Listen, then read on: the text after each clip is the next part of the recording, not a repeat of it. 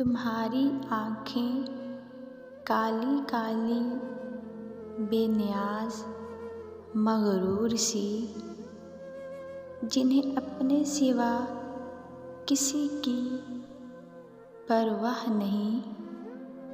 हत्ता के ये खूबसूरत नज़ारों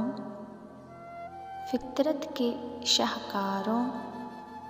को भी उचटती नज़र से देखती हैं। मैं इन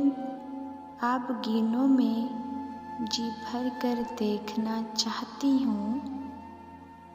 इनकी बेनियाजी के पत्थर तोड़ना चाहती हूँ, पर मातूब ना ठहराऊँ जाऊँ,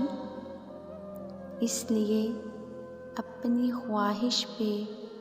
बंद बांधने पर मजबूर हूँ, वरना तुम्हारी आँखों में आँखें डालकर मैं इन्हें हिप्नोटाइज़ कर सकती हूँ, एक तलस्सुम भर सकती हूँ, इनमें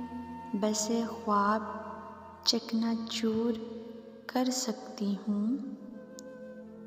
इनकी बेनियाजी तोड़ सकती हूँ,